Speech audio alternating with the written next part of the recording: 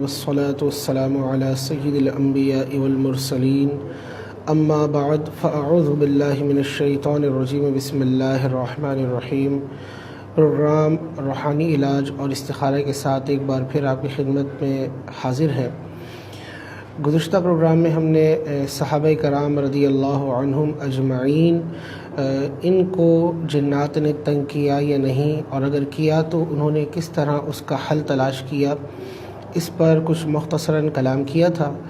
اور اس کی بنیادی وجہ یہ تھی کہ موجودہ زمانے میں بہت سے طبقات ایسے ہیں کہ جو جنات کے وجود کو مانتے نہیں، اور پھر انہی طبقات کے علاوہ کئی طبقات وہ ہیں کہ جو مانتے تو ہیں لیکن ماننے کے بعد جس طرح ان کو ماننا ہے اس طرح نہیں مانا جاتا، اور بعض وہ ہیں کہ جو مانتے بھی ہیں اور جس طرح ماننا چاہیے اس طرح مانتے ہیں، لیکن پھر اس کو سمجھتے نہیں ہیں کہ اس کی شرارت کس طرح ہوتی ہے یا کن کن مواقع پر ان کی شرارت پائی جا سکتی ہے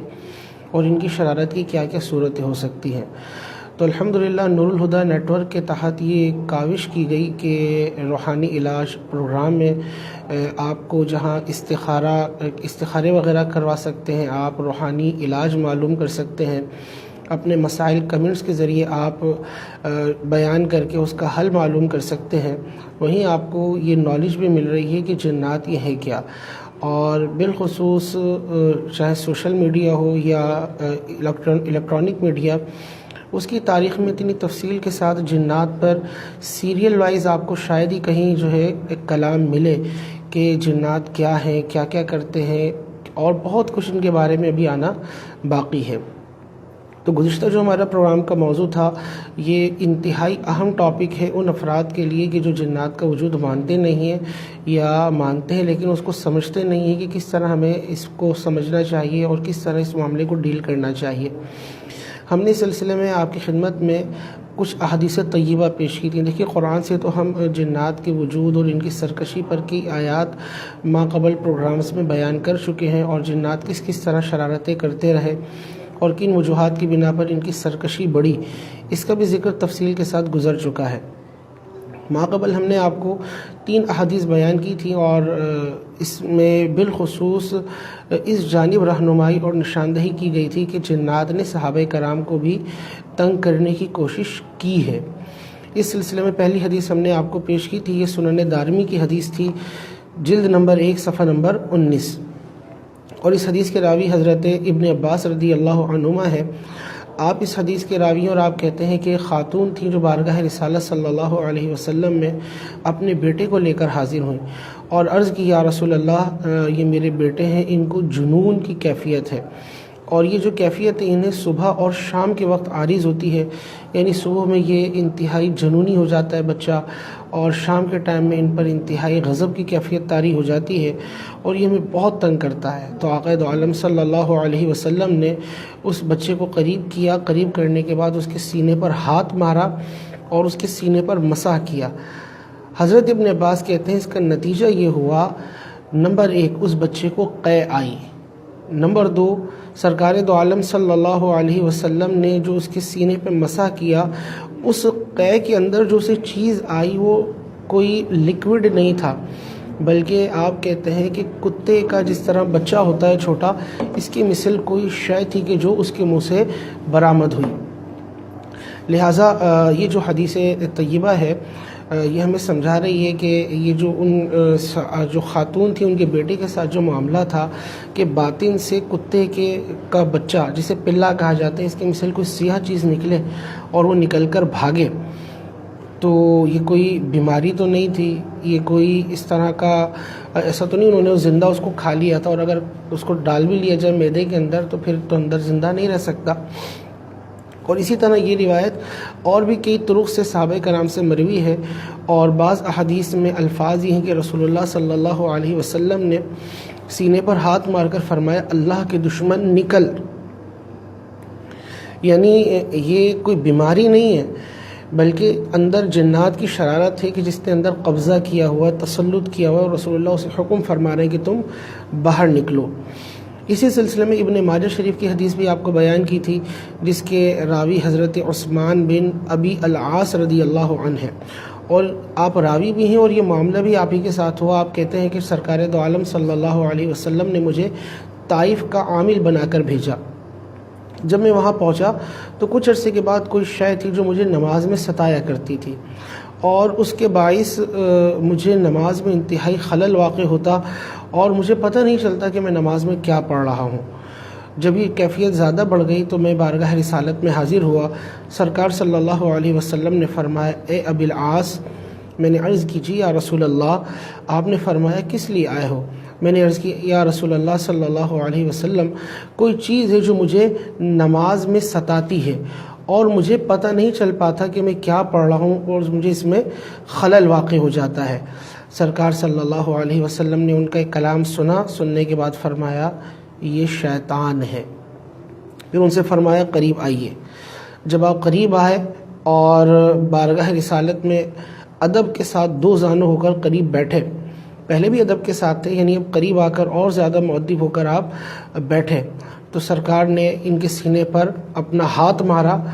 اور ہاتھ مارنے کے بعد اپنا لعاب دہن حضرت ابی العاص کے منہ میں بطور تبرک کے کہ آپ کو اس سے برکت حاصل ہو آپ نے ڈالا. اور یہ دو کام، یعنی سینے پہ ہاتھ مارنا، لعاب دہن انہیں عطا کرنا. نمبر 3 آپ نے فرمایا اللہ کے دشمن نکل.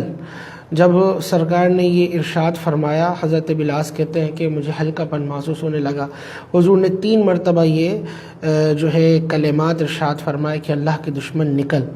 کہتے ہیں میری طبیعت نارمل ہو گئی اور اس کے بعد مجھے سرکار صلی اللہ علیہ وسلم نے فرمایا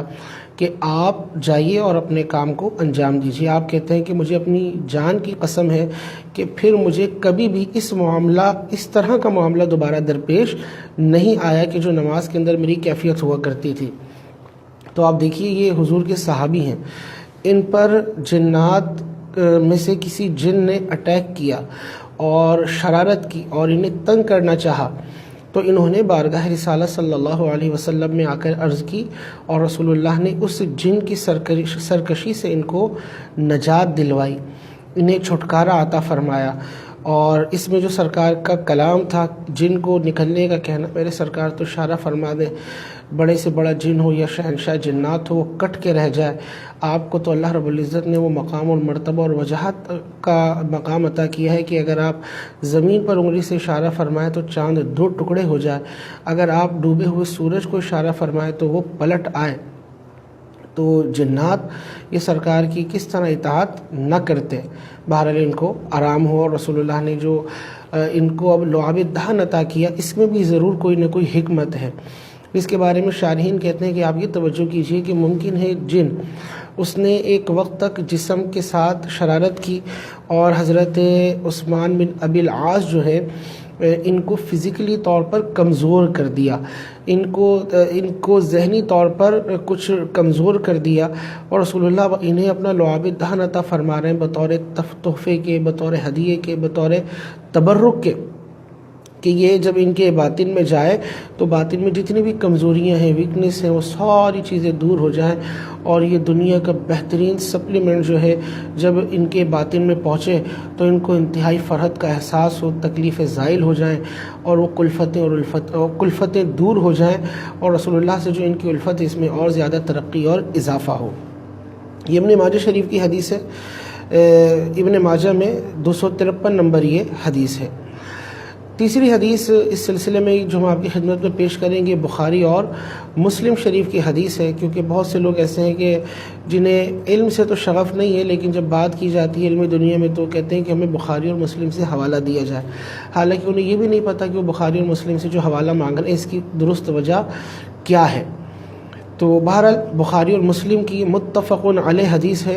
امام بخاری نے اس کو اپنی صحیح میں نقل کیا جلد 2 صفحہ نمبر 844 پر. اسی طرح امام مسلم بھی اسے اپنی صحیح میں لے کر آئے جلد 2 صفحہ نمبر 319 پر. یہ حدیث جو ہے یہ حضرت عطا بن ابی رباحہ سے مروی ہے. آپ کہتے ہیں کہ حضرت ابن عباس رضی اللہ عنہ سے ایک دفعہ ان کی ملاقات ہوئی تو حضرت ابن عباس نے عطا بن رباحہ سے کہا کہ میں آپ کو جنتی خاتون نہ دکھاؤں؟ تو عطا بن ابی رباحہ نے کہا بالکل. کہاں ہے جنتی خاتون؟ تو حضرت ابن عباس نے اشارہ کیا دیکھیے وہ جو فلانی حبشی خاتون ہیں، یعنی حبشہ سے تعلق رکھنے والی سیاہ فام خاتون ہے، بوڑھی مائی، یہ جنتی عورت ہے۔ تو حضرت عطا نے ان سے کہا کہ بھائی آپ کو کیسے پتہ چلا؟ تو انہوں نے پھر پورا واقعہ بیان کیا جو یہ حدیث کی صورت میں ہے کہ یہ خاتون بارگاہ رسالت میں حاضر ہوئیں ایک دفعہ، اور حاضر ہو کر عرض کرنے لگیں یا رسول اللہ انی اسرع، کہ میرے ساتھ صرع کا مسئلہ ہے۔ اب یہ لفظ صرع کیا ہے؟ اس کو مرگی کہا جاتا ہے۔ اگر آپ ڈکشنری میں اس کا معنی دیکھیں گے کہ مجھے مرگی کا دورہ پڑتا ہے، اور وہ اتنا شدید ہوتا ہے کہ میرا لباس کھل جاتا ہے۔ آپ اللہ کی بارگاہ میں دعا کیجئے کہ اللہ رب العزت جو ہے مجھے اس سے آرام اور شفا عطا فرمائے۔ جواب میں آقا دو عالم صلی اللہ علیہ وسلم نے فرمایا اگر آپ چاہیں تو صبر کر لیں اور آپ کو اس کے بدلے میں جنت مل جائے، اور اگر آپ چاہیں تو ہم آپ کے لیے دعا کر دیتے ہیں، اللہ تعالیٰ آپ کو تندرست فرما دے گا۔ انہیں آپشن کے ساتھ رسول اللہ نے کلام کیا، یعنی انہیں چوائس دی گئی کہ یا تو آپ اسی تکلیف پہ صبر کر لیں اور اس کے بدلے جنت کی حقدار بن جائیں، یا آپ جو یہ آپ کے ساتھ مرض ہے اس کے لیے ہم دعا کر دیتے ہیں، اللہ تعالیٰ آپ کو شفا عطا فرما دے۔ تو یہ خاتون کہتی ہیں میں نے عرض کیا یا رسول اللہ میں صبر کو اختیار کرتی ہوں اور اس کے بدلے جنت کی طلبگار ہوں۔ رسول اللہ نے انہیں جنت کا مژدہ عطا فرما دیا تھا، لیکن انہوں نے جاتے جاتے عرض کی یا رسول اللہ میں آپ کی خدمت میں اس سلسلے میں دعا کے لیے عرض کرنا چاہوں گی کہ ٹھیک ہے میرے ساتھ یہ مسئلہ اگر ہے تقدیر الہی تو چلتا رہے، لیکن میرا ستر نہ کھلے اور میرے کپڑے نہ کھلے، مجھے اس سے بڑی حیا محسوس ہوتی ہے۔ کہتی ہیں سرکار نے میرے لیے دعا کی اور اس کے بعد پھر ایسا ہی ہوا کہ مجھ پر یہ دورہ پڑتا، لیکن کبھی اس طرح ستر کا کشف نہ ہوا، یعنی ستر ظاہر نہیں ہوا، کپڑے کھلے نہیں۔ اب یہ پوری حدیث پر اگر آپ غور کریں، اس میں خاتون بارگاہ رسالت میں آتی ہیں اور اپنے مرض کا ذکر کرتی ہیں کہ انی اسرع، مجھے مرگی کا دورہ پڑتا ہے، اور اس مرگی کے دورے کے اندر میری حالت یہ ہوتی ہے کہ مجھے جسم سے لباس ہٹ جاتا ہے۔ اس حدیث کو بنیاد بنا کر اس میں صراحتاً کئی لفظ جن نہیں کہ ان خاتون پہ جن آیا تھا، لیکن اس حدیث کی جب آپ شرح پڑھتے ہیں اور علمی دنیا کے اندر جو اکابر علماء ہیں اور انہوں نے اس حدیث پر جب کلام کیا تو انہوں نے اس مقام پر بالخصوص جنات کے حوالے سے کلام کیا ہے۔ اس میں بالخصوص حافظ ابن حجر اسقلانی صاحب رحمۃ اللہ علیہ نے فتح الباری میں، اسی طرح علامہ بدر الدین عینی صاحب، یوں ہی علامہ قسطلانی صاحب، یوں ہی ابن قیم وغیرہ جو ہیں انہوں نے اس حدیث کے تحت جو کلام کیا ہے وہ یہ کہ یہ جو صرع کا مرض ہے جس کو مرگی کہا جاتا ہے، اس کی دو وجوہات ہیں۔ دیکھیے لفظ صرع نے آپ کو عرض کیا کہ اسے مرگی کہتے ہیں، اور مرگی کی جو تعریف ہے وہ یہ کہ اس میں دماغی طور پر انسان کو تشنج کی سی کیفیت پیدا ہوتی ہے۔ اس کی جو قدیم حکماء ہیں انہوں نے بھی ڈیفینیشن بیان کی ہے، جدید میڈیکل جو سائنس ہے یہ بھی اس کی تعریف کرتی ہے، لیکن بہرحال اس میں جو ان دونوں کا ماحصل ہے وہ یہ کہ دماغ کی جھلیاں جو غلاف ہیں اس میں تناؤ کی کیفیت پیدا ہوتی ہے۔ جب یہ تناؤ کی کیفیت پیدا ہوتی ہے تو انسان کے اعصاب میں تناؤ پیدا ہوتا ہے اور اس کے باعث انسان کا جسم اکڑنے لگتا ہے، اور یہ واقعی ایک بیماری ہے کہ انسان کے دماغ کی جھلیوں میں، انسان کے دماغ کے غلاف کے اندر اس طرح کی تبدیلی کا رونما ہونا۔ اب اس کے پیچھے سبب کیا ہے؟ وہ سبب بیان کرتے ہیں رطوبات کو، بعض سبب بیان کرتے ہیں فاسد بخارات۔ تو بعض اطباء کا نظریہ یہ ہے کہ جو مرگی میں اعصاب میں تناؤ کی کیفیت ہے یہ دماغ سے جسم میں منتقل ہوتی ہے، اور جو دماغ کے غلاف ہے اس میں جو تناؤ پیدا ہوتا ہے بعض کے نزدیک وہ بخارات خبیثہ ہیں، بخارات کثیفہ ہیں کہ جو باطن سے اٹھتے ہیں اور دماغ کی طرف چڑھتے ہیں، اور بعض کہتے ہیں نہیں رطوبات کا گاڑھا پن ہے کہ جب دماغ کی رطوبتیں ان میں سیال پن اور پتلا پن ختم ہو جاتا ہے اور یہ جو ہے رقت، جو ان کی رقت ہے یعنی پتلا پن یہ گاڑھے پن میں تبدیل ہوتا ہے، تو پھر اس میں اس طرح کی کیفیات پیدا ہونے لگتی ہیں اور انسان کے جسم اس طرح کی کیفیات میں مبتلا ہو جاتا ہے۔ اور پھر جتنی زیادہ رطوبت گاڑھی ہوتی ہے اس کا اثر پھر انسان کے منہ سے بھی ظاہر ہونے لگتا ہے کہ اس کے منہ سے پھر جھاگ وغیرہ نکلتے ہیں۔ اگر آپ نے کبھی کسی مرض صرع میں مبتلا مریض کو دیکھا ہو، ایک نارمل آدمی ہے اور ویل ایجوکیٹڈ آدمی ہے اور ویل ڈریسڈ آدمی ہے، لیکن بیٹھے بیٹھے اچانک وہ گر پڑا اور گرنے کے بعد تڑپنے لگتا ہے۔ لوگوں کی کیفیت مختلف ہوتی ہے، کوئی تڑپتا ہے، کوئی ٹیڑھا ہو جاتا ہے اور چند لمحوں کے بعد خود اٹھ کے بیٹھ جاتا ہے۔ یعنی ابھی تو ایسی کیفیت تھی جیسے مرغ بسمل ہوتا ہے کہ مرغی کے اوپر جو نا مرغ کے اوپر چھری چلا دی اور وہ تڑپ رہا ہے، اور دوسرے لمحے میں اس کی حالت یہ کہ وہ بالکل نارمل ہو جاتا ہے۔ نارمل کیوں ہوتا ہے؟ کیونکہ جس کو مرگی واقعی ہے، مرض ہے یہ ایپیلیپسی کی جو مختلف صورتیں ہیں، تو جس کے اندر یہ صورت نارمل ہوتی ہے، یعنی دماغ اپنے دوبارہ اسی فنکشن پہ آ جاتا ہے، تو پھر جسم کے اندر دوبارہ تناؤ کی کیفیت ختم ہونے کے بعد جب ڈھیلا پن آتا ہے تو انسان اٹھ کے بیٹھ جاتا ہے اور اسے دیکھتا ہے جسم میں چوٹ لگی ہوئی ہے، درد محسوس ہو رہا ہوتا ہے۔ اس طرح کی جو خواتین ہیں کھانا بناتے ہوئے، انہیں بالخصوص احتیاط کرنی چاہیے کہ جو مرغی کی خواتین ہیں یہ چولہا استعمال نہ کریں اس طرح، کیونکہ ممکن ہے کبھی بھی ان کو دورہ پڑ جائے اور یہ آگے کی طرف گر جائیں اور چولہے کے اوپر جو ہے نا لباس جلے اور پھر جسم جل جاتا ہے۔ بہرحال بڑی یہ آزمائش کن صورتحال ہے، جس کو ہے اللہ رب العزت اسے عافیت عطا فرمائے۔ میڈیکل میں اس کا علاج موجود ہے اور روحانیت میں بھی مرغی کا علاج موجود ہے، تھوڑا ٹائم لگتا ہے لیکن اللہ رب العزت شفا دینے والا ہے۔ قرآن کی آیات کا ضرور سہارا لیجیے، اللہ کے پاکیزہ کلام کو آپ بطور برکت کے پانی پہ دم کر کے پئیں گے تو انشاءاللہ اس کے ضرور اثرات رونما ہوتے ہیں۔ تو اس سلسلے میں حافظ ابن حجر عسقلانی صاحب ہوں یا ابن قیم ہوں، ان سب نے کہا کہ بھائی ہم اس کو مانتے ہیں کہ یہ مرغی ہے، کہ جو اس طرح رتبہ انسان میں تشنج، اکڑاؤ، کھچاؤ، اعصابی تناؤ کی کیفیت پیدا کرتی ہے اور انسان اس مرض میں جانے کے بعد، اس کیفیت میں جانے کے بعد کچھ دیر کے بعد واپس لوٹ آتا ہے۔ آپ نے یہ بھی سنا ہوگا، لوگ کہتے ہیں بھائی کسی کو مرغی ہے تو اسے پرانا جوتا سنگھا دو، بدبودار کوئی چیز سنگھا دو۔ اب اس سے یقیناً یہی کہ جب بو دماغ میں پہنچے گی تو دماغ فوراً جو ہے نا ایک کام جو اس میں ہو رہا ہے وہ دوسرے کام کی طرف آئے گا، اس احساس کو آگے منتقل کرے گا، تو اس احساس کی وجہ سے اس میں ڈھیلا پن آ جائے گا اور وہ تناؤ کی کیفیت چلی جائے گی۔ بہرحال یہ علاج نہیں ہے ایپیلیپسی کی، آپ جو ہے مکمل معلومات حاصل کریں اگر کسی کے ساتھ ہے، اور ایسا نہیں ہے کہ یہ مرض بڑے عمر میں جو ہے نا آتا ہے۔ اگر آپ میڈیکل میں اس کو پڑھتے ہیں تو یہ بچپن سے ہی اس کے آثار نمودار ہوتے ہیں اور پھر یہ چیز آگے چلتی ہے۔ ایسا نہیں ہوتا کہ 40 سال میں جا کر کسی کو مرغی کے دورے پڑنا شروع ہو جائیں، یہ معاملات شروع سے چل رہے ہوتے ہیں اور اس کو کور کیا جا سکتا ہے۔ دوسری وجہ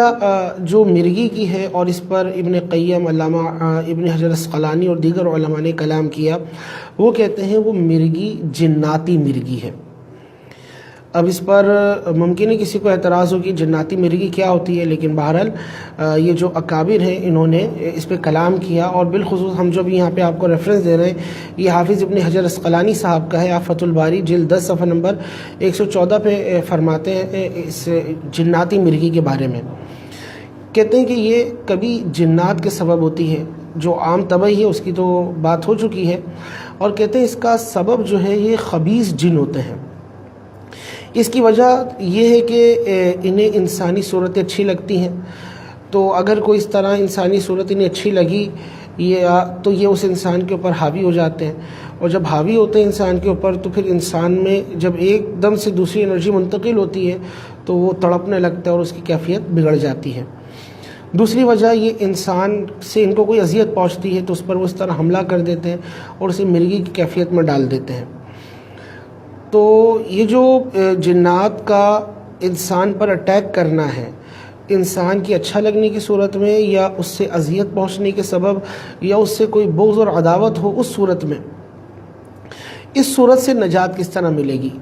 ابن حجر عسقلانی صاحب کہتے ہیں کہ بعض اطباء جو ہیں وہ اس کے قائل ہیں کہ مرغی طبعی بھی ہوتی ہے، مرغی جناتی بھی ہوتی ہے، لیکن کہتے ہیں بعض اطباء اس کا انکار کرتے ہیں، کہتے ہیں نہیں، طبعی طور پر تو یہ معاملہ ہے لیکن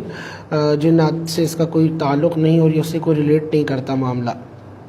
لیکن کہتے ہیں بہرحال ہم اس کو مانتے ہیں۔ اور اب اس کا علاج کس طرح ممکن ہے؟ تو انہوں نے کہا کہ اس کا علاج یہ ہے کہ ارواح علویہ وہ ان سے مدد لی جائے، اور یہ ارواح علویہ ارواح خبیثہ سفلیہ ان کے ساتھ مقابلہ کریں۔ یعنی جو پاک مخلوق ہے روحانی، یہ پاک روحانی مخلوق یعنی اچھے جنات جو ہیں، آپ اسے آسان الفاظ میں کہہ لیں سمجھانے کے لیے، تو یہ اچھے جو جنات ہیں یہ ان برے جنات کے ساتھ آ کے مقابلہ کریں اور انہیں انسان کے جسم سے بھگائیں۔ ایک عام انسان کسی کو کہتا ہے کہ نکل جائے، جن اگر قبضہ کیا ہوا ہے تو ممکن ہے جو کہہ رہا ہے اسی کے جسم میں داخل ہو جائے اور اسی کے اوپر حاوی ہو جائے اور اس کے اوپر مرغی کا دورہ پڑ جائے، جناتی مرغی کا، کیونکہ زبان میں ہماری وہ تاثیر نہیں ہے۔ تو ہوتا یہ انسان کے پاس روحانی قوت ہوتی ہے، اس کے ساتھ روحانی مخلوقات ہوتی ہے جس کی وجہ سے یہ ڈرتی ہیں، ورنہ سادی سی زبان سے ہم نے کہہ دیا تو ان کے اوپر اثر نہیں ہوگا۔ تو ان ارواح علویہ سے مدد حاصل کی جائے اور ان خبیثہ اور سفلیہ جو ارواح ہیں ان کو دفع کرنے کی صورت پیدا کی جائے تو اس طرح اس سے چھٹکارا حاصل ہو سکتا ہے۔ اسی طرح علامہ بدر الدین عینی صاحب رحمۃ اللہ علیہ شارح بخاری آپ فرماتے ہیں کہ کبھی سرا کا سبب جو ہے یہ جن ہوتے ہیں اور یہ عموماً خبیث جنوں کے اثر سے ہوتی ہے۔ دیکھیے خبیث جب یہاں پہ لفظ استعمال ہو جنات کے اندر تو اس سے طاقتور جنات مراد لینا چاہیے، شریر جنات مراد لینا چاہیے، کمزور، نحیف و نازار اور قوت نہ رکھنے والے اور ٹھنڈے ٹھنڈے قسم کے موڈ رکھنے والے جنات جو ہے نا، ان سے مرغی نہیں، جو خبیث بدترین جو ہے نا مزاج رکھنے والے ہیں، یہ اگر کسی کو تنگ کرنے پر آئیں تو پھر یہ کیفیت واقع ہوتی ہے۔ یہ ابن عینی صاحب یعنی حافظ حجر اسقلانی صاحب کے بعد علامہ بدر الدین عینی صاحب جو ہیں ابھی ریفرنس دیتے ہیں شیخ ابو العباس صاحب کا، کہ وہ کہتے ہیں کہ جن کے اثرات کے سبب انسان کو مرگی ہوتی ہے اور اس کی وجہ یہ ہے کہ جنات جو ہیں یہ انسان پر عاشق ہو جاتے ہیں یا انسان سے انہیں کوئی تکلیف پہنچتی ہے اور انسان سے انہیں بغض ہوتا ہے،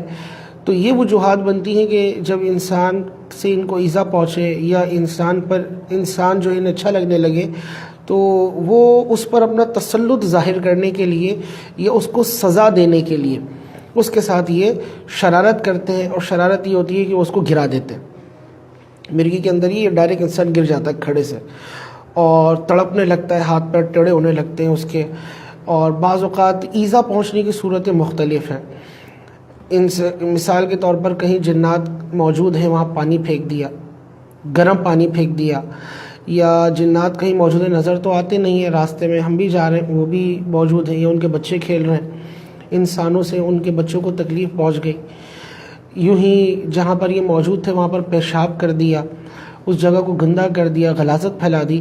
تو اس طور پر بھی ان کو ایذا پہنچتی ہے اور پھر یہ بدلہ لیتے ہیں۔ اگر عام ٹھنڈے ہوں تو پھر ان کی بدلہ لینے کی صورت الگ ہوتی ہے، لیکن اگر خبیث ترین ہو تو پھر وہ اس طرح کی مرگی کی صورت پیدا ہو جاتی ہے۔ ابھی کچھ عرصے پہلے ایک پیشنٹ تھا مسلمان بھائی، وہ آیا حیدرآباد جا رہا تھا وہ، تو راستے میں کہیں گاڑی کو کچھ مسئلہ ہوا، وہ گاڑی رک گئی، تو نوجوان تھا،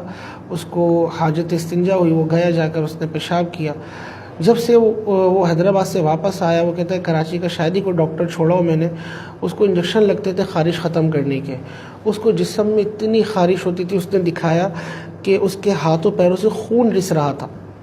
کھجا کھجا کر، اتنی بری اس کی حالت تھی۔ تو وہی سمجھ رہا تھا کہ کوئی جو ہے نا انفیکشن ہو گیا، خون کچھ انفیکشن ہے یا خون میں کوئی وائرس داخل ہو گیا، لیکن جب اس کو چیک کیا بچے کو تو اس کے ساتھ روحانی معاملہ تھا، جنات کا خلل تھا۔ کچھ عرصے اس کا علاج ہوا، اللہ کی رحمت سے وہ ٹھیک ہو گیا۔ تو اس طرح اگر خبیث جن ہوتے ہیں تو پھر وہ مرغی کے اندر مبتلا کر دیتے، فوراً انسان کے حواس پر طاری ہوئے اور اس کو گرا دیا، اور پھر بعض اوقات اس کے ساتھ لگ کے چلے جاتے ہیں دوسری جگہ جہاں وہ جا رہے ہیں، اور پھر وقتاً فوقتاً اس کو اس کیفیت میں مبتلا کرتے رہتے ہیں، اور یہ ان کا غرض اس سے یہ ہوتی ہے کہ ان کو سزا دی جائے، انہوں نے جس طرح ہمیں تنگ کیا ہے ہم بھی ان کو تنگ کریں۔ انسان ایک دفعہ تنگ کرتا ہے، یہ بار بار تنگ کرتے رہتے ہیں، کیونکہ فارغ ہوتے ہیں، ان کو کیا ٹینشن کہ آٹا سستا ہو رہا ہے مہنگا ہو رہا ہے، پیٹرول سستا ہو رہا ہے کہ مہنگا ہو رہا ہے، تو بڑا ٹائم ہے ان کے پاس ان مانو کر، اور تعداد بھی ان کی بہت زیادہ ہے، دوسروں کو بھی بلا لیتے ہیں تنگ کرنے کے لیے۔ تو اللہ رب العزت عافیت عطا فرمائے۔ اس پورے گفتگو سے ہماری جو ہے کوئی یہ نہ سمجھے کہ جب بھی مرگی ہوتی ہے وہ جنات کے سبب ہی ہوتی ہے، کیونکہ زمانے جاہلیت میں یا ابھی بھی جہاں پہ اویئرنیس نہیں ہے، لوگ یہ سمجھتے ہیں کہ مرگی کا سبب وہ جنات ہی ہیں، لیکن ہم آپ کو تفصیل سے عرض کر چکے کہ اس کی وجہ طبعی بھی ہو سکتی ہے، میڈیکلی بھی ہو سکتی ہے، اور روحانی جناتی بھی ہو سکتی ہے۔ اگر میڈیکلی اس کی کوئی وجہ ہے تو اس کا علاج میڈیکلی طور پہ کروایا جائے، اور اگر اس کا سبب جو ہے وہ روحانی ہے تو پھر روحانی طور پر کروائیں، کیونکہ اگر جنات کی مرگی ہے، آپ میڈیکل سائنس کے اندر کتنا اس کا علاج تلاش کرتے رہیں، آپ امریکہ چلے جائیں، آپ جو ہے کسی اچھے سے اچھے جو ہے نا دماغ کے ڈاکٹر کو دکھا لیں، لیکن فائدہ نہیں ہوگا جب تک وہ جن مسلط ہے اور وہ جن شرارت کر رہا ہے۔ وقتی طور پر یہ ہوتا ہے کہ آرام آ جاتا ہے، اور پھر ڈاکٹر جو ہے مریض کو سلا رہے ہوتے ہیں۔ اللہ رب العزت جس کے ساتھ یہ مسئلہ ہے اس کو امان اور عافیت عطا کرے۔ اور اس پروگرام کو اگر ہمارے نوجوان سن رہے ہیں، ہم آپ سے گزارش کریں گے کہ آپ اس کو زیادہ سے زیادہ شیئر کیجئے۔ بالخصوص لوگ اس بیماری کو چھپاتے ہیں، لوگ اپنا یہ مرض بتاتے نہیں ہیں۔ خاتون کے ساتھ اگر ہے طبعی یا جناتی شادی کر دی جاتی ہے، پھر اس کو دورے پڑتے ہیں تو کہتے ہیں بھائی یہ تو پتہ نہیں کیا مصیبت ہو گئی اس کے ساتھ۔ اسی طرح نوجوان ہیں، ان کے ساتھ یہ معاملات ہوتے ہیں، بتاتے نہیں ہیں، حتیٰ کہ اپنے اسکول میں بھی نہیں بتایا گیا ہوتا کہ بچے کے ساتھ یہ معاملہ ہے، کہیں اسکول سے اس کو نکال نہ دیا جائے اور بچے کی پڑھائی نامکمل رہ جائے۔ والدین اسکول والوں سے چھپاتے، پھر اگر اس کو اس طرح کا دورہ پڑ جائے اسکول وین کے اندر یا اسکول میں پڑ جائے تو وہ بہت آزمائش ہو جاتی ہے۔ ہمارے پاس تو اس طرح کے کیسز آتے ہیں، پھر بچے جو ہے نا ایسی سچویشن دیکھ کر ڈر جاتے ہیں۔ گھر میں اگر بچے ہیں وہ ڈر جاتے ہیں کہ منہ سے جھاگ نہیں کر رہے بچے کے، اور وہ لگتا ہے حالت نزا کے اندر ہے۔ تو اس کا آپ میڈیکلی بھی ٹریٹمنٹ کروائیے، اور روحانی علاج ہے تو اس کی طرف بھی آپ رابطہ کیجیے۔ انشاءاللہ تبارک و تعالی ہمیں اللہ کی رحمت سے امید ہے ضرور کرم ہوگا اور آپ کا یہ مسئلہ حل ہوگا۔ لائن پر ہمارے ساتھ کچھ بھائی ہیں جو سوالات کرنا چاہتے ہیں، کمنٹس میں بھی ہمارے پاس سوالات آئے ہوئے ہیں، تو انشاءاللہ تبارک و تعالی ہم ان دونوں صورتوں کو دیکھیں گے کہ کمنٹس میں کیا سوالات ہیں اور لائن پر ہمارے سے کیا سوال کیا جا رہا ہے۔ پہلے یہ دیکھ لیتے ہیں، پھر اس کے بعد انشاءاللہ کمنٹس میں آئے ہوئے سوالات کے طرف بڑھتے ہیں۔ السلام علیکم۔ وعلیکم السلام۔ مفتی صاحب مجھے اپنی بہن کا استخارہ کروانا ہے۔ جی۔ ان کا نام مہجبین ہے اور ان کی والدہ کا نام زبیدہ خاتون ہے۔ ان کو مرض ہمیشہ جو ہے کچھ نہ کچھ بیماری رہتی ہے، اور ابھی جو ہے ان کے ساتھ پرابلم ہے کہ ان کے گردن میں بہت زیادہ تکلیف ہے کہ وہ ہل بھی نہیں پا رہی۔ ٹھیک ہے بھائی، انشاءاللہ آپ کو جواب دیتے ہیں۔ پہلے میں بیٹھ کا استخارہ کر لیتے ہیں۔ مہجبین بنت زبیدہ خاتون۔ بسم اللہ۔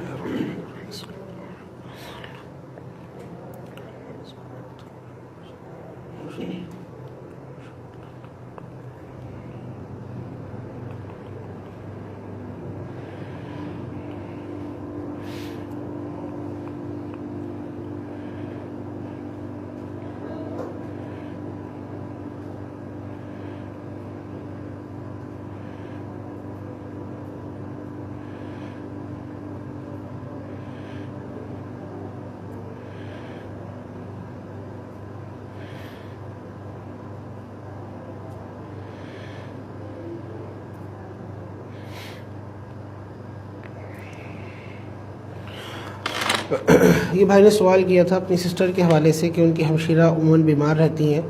اور فی الحال جو ہے انہیں گردن میں تکلیف چل رہی ہے۔ تو یہ مہجبین جو ہماری بہن ہے ان کے ساتھ جنات کا خلل آ رہا ہے، اور ایک نہیں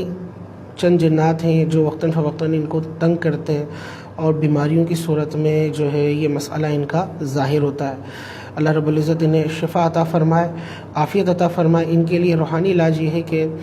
ہر نماز کے بعد یہ 11 مرتبہ آیت الکرسی شریف پڑھ لیں، اور پڑھنے کے بعد اپنے اوپر دم کر لیں۔ اسی طرح پانی کی ایک بوتل بنا لیں، رات کو سونے سے پہلے 13 مرتبہ آیت الکرسی پڑھیں، اور پڑھنے کے بعد یہ پانی کی بوتل پہ دم کر لیں۔ 13 یا 21 بار پڑھ لیجئے اور پانی کی بوتل پہ دم کریں، وہی پانی دن بھر میں یہ پیتی رہا کریں۔ اسپرے گن میں اس پانی کو بھر لیا جائے، اپنے بیڈ روم میں اسپرے کیا جائے۔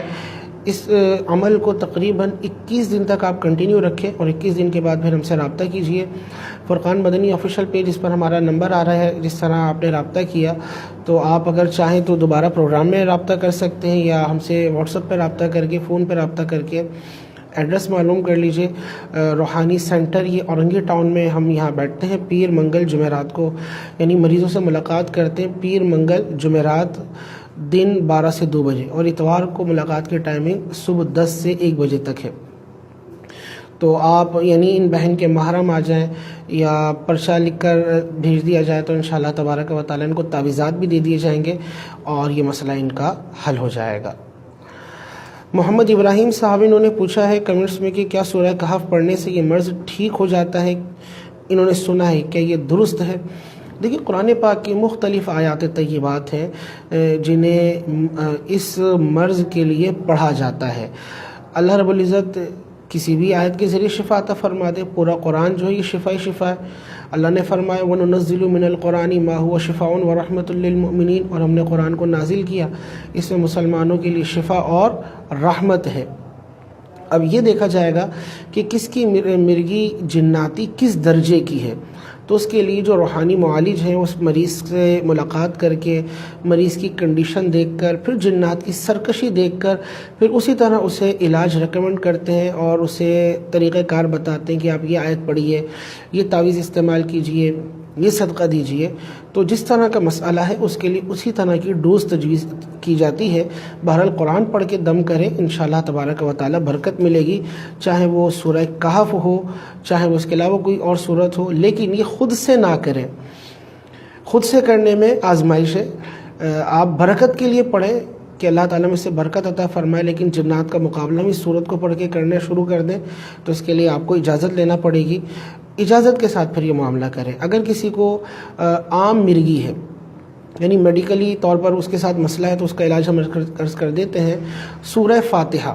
40 بار روزانہ جو ہے یہ پڑھی جائے، اور پڑھنے کے بعد پانی پہ دم کریں، نمک پہ دم کریں، اور تھوڑی چینی لے لیجئے یا گڑ لے لیں،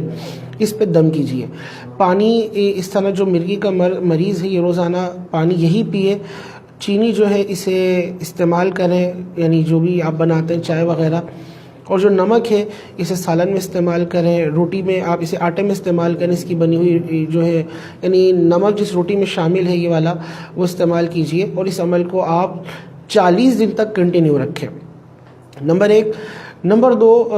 اخروٹ لے لیجئے، اخروٹ کی گری، اس اخروٹ کی گری پر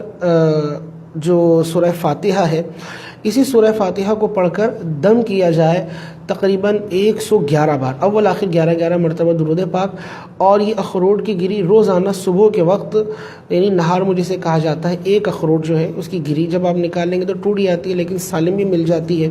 یہ 2 حصوں میں ڈیوائیڈ ہوتی ہے۔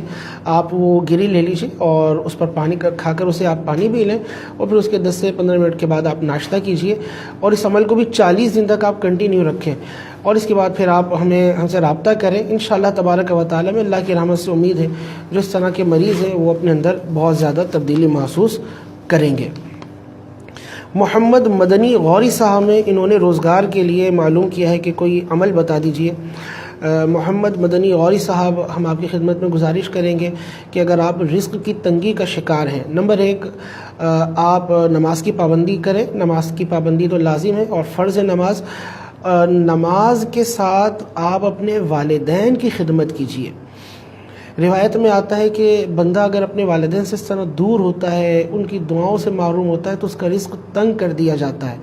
تو اگر آپ والدین سے دور ہیں نا، آپ والدین کے قریب آ جائیے۔ والدہ ہیں، والد صاحب ہیں، صبح کام پہ جاتے ہوئے آپ ان کی دست بوسی کر کے جائیں، جب کام سے واپس آئیں سب سے پہلے والدین سے ملاقات کریں، ان کی دست بوسی کیجیے، اور ان سے اپنے رزق میں کشائش اور وسعت کے لیے دعا کروائیے۔ اس کے ساتھ اب آپ جو دعا چاہ رہے ہیں تو یہ ہے استغفار، استغفر اللہ ربی من کل ذنب واتوب الیہ۔ روزانہ اس کو 140 بار آپ پڑھیے، فجر کی نماز کے بعد پڑھ سکتے ہیں یا عشاء کی نماز کے بعد پڑھیے۔ حدیث شریف میں آتا ہے جو اپنے رب کی بارگاہ میں مغفرت طلب کرتا ہے، اللہ رب العزت اسے سب کچھ عطا فرماتا ہے۔ تو یہ حدیث شریف میں اس کی فضیلتیں وارد ہیں، آپ اس کو ضرور تجربہ کر کے دیکھیے۔ 21 دن تک آپ اسے اپنے معمولات میں رکھیے، 21 دن بعد پھر آپ ہم سے دوبارہ اس سلسلے میں رابطہ کیجیے۔ رحمت اللہ صاحب انہوں نے معلوم کیا ہے کہ یہ ذہنی طور پر مفلوج رہتے ہیں، اور والدہ کا نام انہوں نے اپنی ذکر کیا ہے،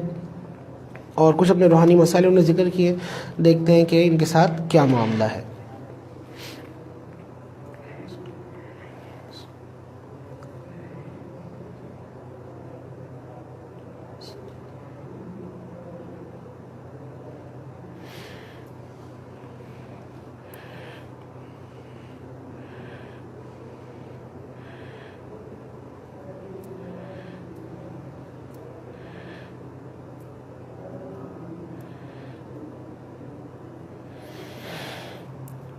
اللہ اکبر،